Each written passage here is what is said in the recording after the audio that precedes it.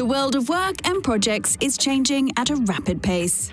Join the Project Management Institute as we navigate our projectized world with the thinkers and leaders making ideas into reality.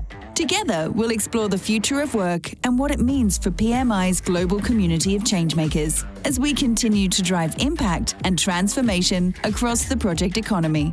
This is Straight Talk.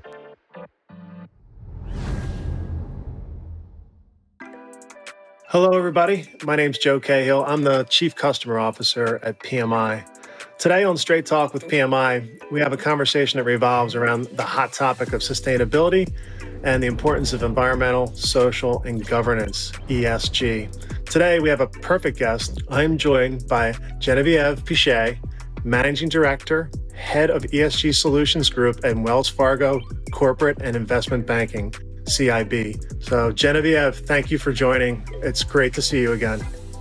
Thank you. It's great to be here. And thank you so much for inviting me to join you. So just to get kicked off here, why don't you help the audience share a little bit of your background, your current role at Wells Fargo, and the importance and evolution of ESG at your organization.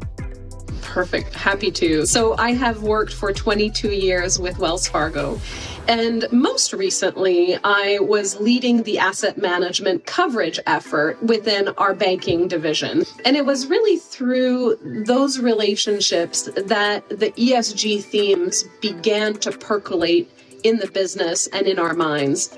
And it was really in the summer of 2020 where we had a confluence of many factors that really led to us creating this group that we now call ESG Solutions and that I have really the privilege to lead.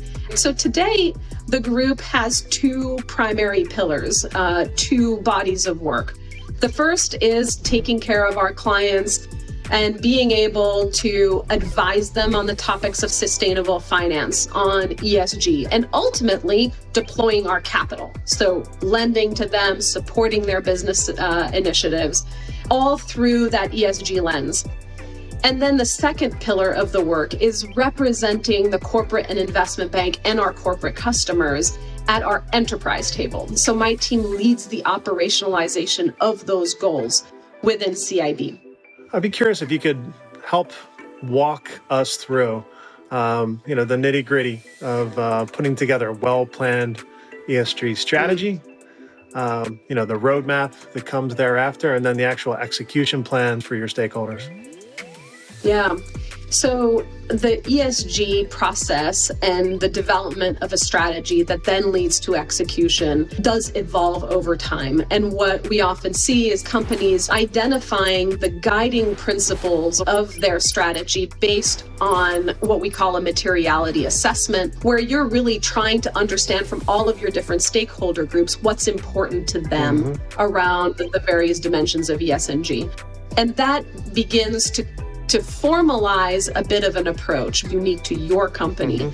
And you can convert that into ESG reports and sustainability reports, which then you start to deepen. As you do that, it's business strategies, it's risk management that surrounds it, it's data and technology, it's product development, it's capital raising, it's establishing the right sorts of governance frameworks so that you can create a proper control environment around it.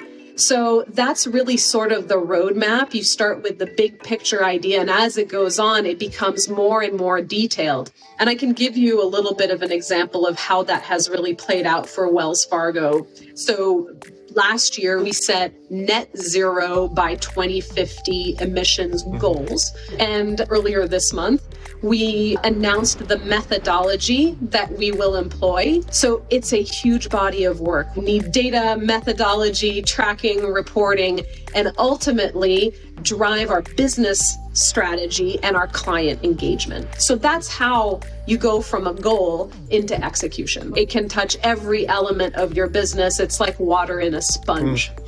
And it makes it exciting, but it also makes it very complex. So what kind of challenges are you seeing, I'll say on the customer front? What are the biggest challenges you see, relative to measurement and rolling this out? Relative to measurement on the customer front, I would say that there's still an absence of consistent data. And there's also a lack of standardization around what gets reported. And that's where the SEC regulatory framework that came out earlier this year around the climate guidelines for SEC reporting are attempting to create some guidelines. So I think that that's one of the hardest elements of really any of the measurement is the lack of standards and consistency. How do you feel about the marketplace right now of understanding sustainability, right? What's the challenge there to get people up to speed? I think every organization will probably work differently in this way, depending on the size of their company. For us at Wells, we do education sessions, we do speaker sessions, we do newsletters, we do all sorts of content blasts that we can share with our clients. So I think it is a process that evolves over time that's probably different for every single organization. That definitely makes sense. But we really hear a lot about this people first approach. Why is it important to craft really effective enterprise ESG strategy and outcome with a people-centered approach? In the end, you need to support your employees, make them feel proud of the company that they work for, and using your sustainability strategy to reinforce that builds loyalty, it helps recruiting, retention, and then just overall creates a better working environment. So that's where I think the people first concept becomes very palpable. Absolutely. Let me change some gears here and talk about skills. How can project managers that are listening today equip themselves with relevant skills to navigate through this ESG landscape? Yeah, there is such a great role for project managers to play in this space because a lot of this has to do with really new ideas, innovative ideas. And so you end up with very complicated bodies of work with multiple work streams. And many of the people who have these great ideas don't have necessarily the skill set to manage the projects. And so you have a complementary skill set there of the people who know the business, know the market, know where you want the company to go, but then actually executing it is truly an amazing opportunity for the project management world. As we're stepping into the future here in your comments, I want you to prognosticate a little bit more. Can you take us forward a couple of years and what trends you see in ESG? Yeah. Well, I do think that looking out into the future, hopefully we will have better standardization and better data. And we will be looking at each other in the industries for leadership and best practices. I also think that even with our own clients, the risk and opportunity assessment work that goes on around ESG will continue to evolve. So I anticipate that there will be product innovation that will be taking the lead of our clients on and where they need us to really be supportive.